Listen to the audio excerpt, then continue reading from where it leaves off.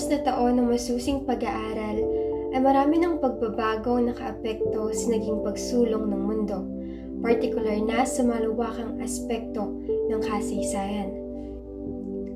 Sa kasalukuyang panahon na kung saan ang pagkalap ng impormasyon ay nasa panig na ng makabago at inklusibong pamamaraan, hindi natin lubos na maiiwasan ang daluhong ng mga impormasyon, maging ito man ay napatunayan o hindi. Bagaman ay nananatiling limitado ang ating pamumuhay dahil sa kasalukuyang kalagayan bunsod ng pandemya, ay patuloy pa rin naman ang pagkalat ng malawakang impormasyon sa iba't ibang plataforma ng social media. Dahil dito, kalimitan ay napagpapalit na ng ilan ang masusing pag-aaral tungo sa pagkalat ng tiyak at legalidad na impormasyon sa mga salaysay na umiikot lamang sa mga sariling sapantaha. Kung ano ang sikat ay siyang mas pinapaboran o mas pinaniniwalaan ng lahat. Para sa iba'y higit na mas mabigat ang bilang kaysa kalidad. Tahasan ng pinagpapalit ng ilan ang laman ng aklat ng kasaysayan at mas pinipiling tangkilikin ang mga kwentong likha lamang ng malikot nating mga isipan. Historical distortions, ika nga nila. Ilan lamang ito sa mga negatibong aspetong saklaw ng information age.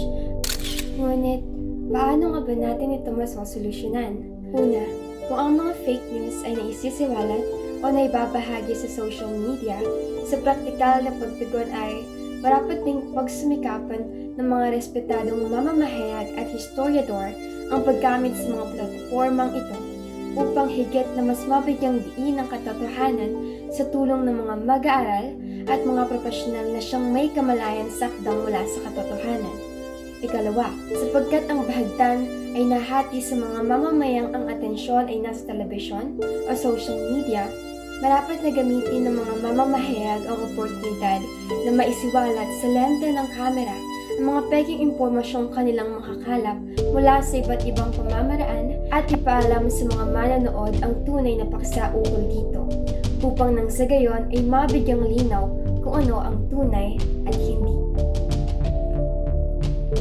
At panghuli ay marapat na pagsumikapan pa ng mga historiador na ibahagi ang kanilang hangarin sa mga edukasyonal na pamantasan at sa mga departamentong ang layon ay pangalagaan ng kasaysayan upang sa ganoon ay patuloy itong maging parte ng asignatura ng mga kabataan mula elementarya hanggang kolehiyo at patuloy itong magsilbing paalala ng mga bagay na minsan ay naganap, nagpalaya at nagbuklod sa bansa.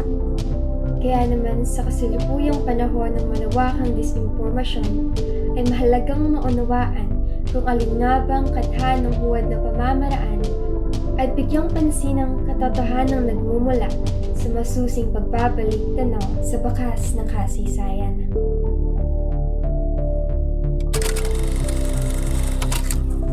Tunay na marami pang ang mga bagay ang hindi pa lubos na natutuklasan ukol sa kasaysayan, sapagkat sa napakalaki at mayamang komunidad na nabuo noong una ay hindi natin maaring masabi na tiyak o tapos ng mga talinghaga dahil marami pa ang dapat saliksikin, hanapin at patunayan.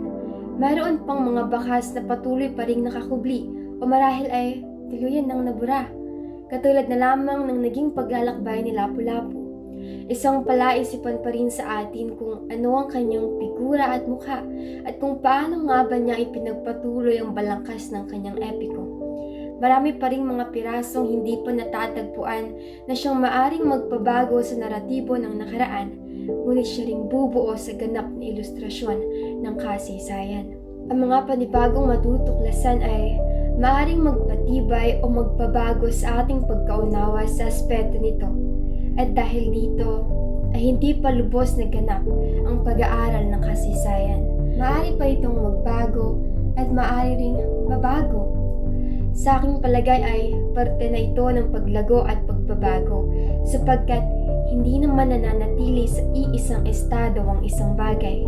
Ngunit kung mayroon mang hindi mababago, iyon ay ang mga balangkas na bumubuo sa naratibo ng kasaysayan. Ang masalimuot na pangyayari noong una ay ay hindi may tatagpi ng tagni-tagning telang bumabalot sa sariling pananaw, bunga ng hangaring maging kapit-kapitagan, at ang pag-aaral ng kasaysayan ng isa sa mga paraan upang tunay na maibigkis ang landayan ng nakaraan sa kasalukuyan, patungo sa pagbabagong naghihintay sa kinabukasan.